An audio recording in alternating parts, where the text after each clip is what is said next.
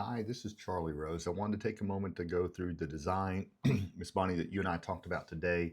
Wanted to make sure you and Mike had a good visual of what we had in mind and what I wanted to be able to do and what we talked about in those spaces. So I did make a couple of cleanups, put some product placement just to give us a better idea of what we had in mind or just some possibilities. And I did make one change, and I want to start off on that one first and kind of get your opinion on what you think about it. So we talked about this, and I don't know why I didn't think about it in terms of maybe a place for spices. We took this one out. Don't disagree with that whatsoever. But what I wanted to show you that I did here to the right of the stove is if you do this and attach the door, oftentimes when you lay flat items lengthways, you have plenty of depth, of course, and you oftentimes have space above it. Now, if you have something like a pizza stone or something that's a real big diameter or something that's beyond, say, 14 inches, if it's 16, 18 inches, then it starts to creep up into this space. But most things tend to lay flat and long ways, and you have room for a drawer up above it. If you wanted to do something like that, this could be a space for your common spices, things that maybe you season with all the time, because I could probably name 5 or 6 that I use all the time, and then the rest of them are very rarely used. But we can put this with dividers in here so you can account for taller height items like we talked about, or smaller height items. So you have some flexibilities with these 3 dividers. It would typically fit 4 spice bottles high.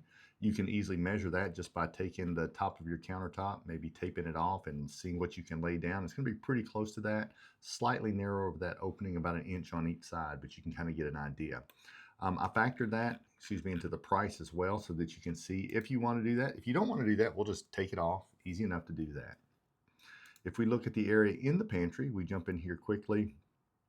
As I'd recommended when you first come in, we'll do 2 double height drawers.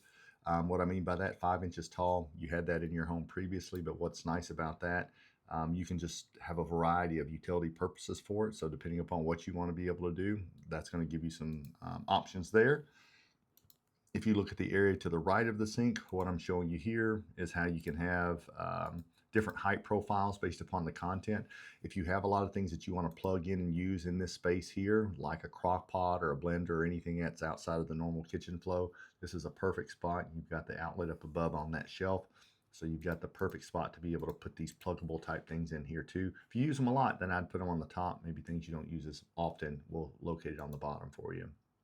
Looking at the left of the microwave, what we talked about there is putting the KitchenAid mixer here. You'll have room above it for a lot of the implements and things that you use regularly, so that'll be a nice place to house those and easily accessible for you as well. In the pantry area, I'm just showing you 2 different options. We talked about being able to put 2 drawers in the bottom of each pantry cabinet. Good width opening cabinets there, so I like that. I mean, it can be a food type pantry, a cleaning pantry. I put 5-inch type height here as well, and the reason I like that again is especially if you have things like boxes that are tall and skinny, or liquid bottles, or anything that has a center of gravity a little bit higher that can topple as you open and close it. I just want to put a little bit deeper side. You guys kind of know the routine since you've had it before, and by the way, we certainly appreciate you calling us back.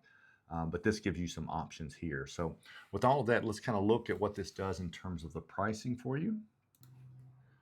So bouncing straight into pricing, you can see it puts us at $69.74.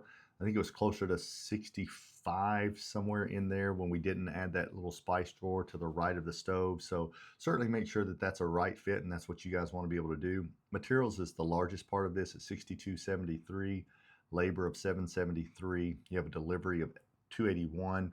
I did apply the best discount that we've got going on out there right now, which is a 50% off. We want to make sure we take care of previous clients especially, but that takes $348 off. That puts you down to $69.74. So if you have any questions on that, want to make any kind of changes, or just have a different idea about how you want to go on some of that, let me know.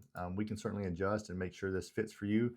The next step would be coming out to do a detailed measure, any kind of paperwork that we need to get done, finalizing exactly the areas that you want to do, and then I can get everything going from there. So again, I appreciate your time so much and look forward to the chance to being able to work with you guys as well. And then also too, just another note, and Miss Bonnie, I think I told you this as well, but I will be the one doing the installation. So everything we talked about, you'll know exactly what you're getting. It'll look just like these images, except I probably won't clean up quite as nice as what these images are. But do look forward to working with you. I appreciate it very much. You guys have a wonderful evening.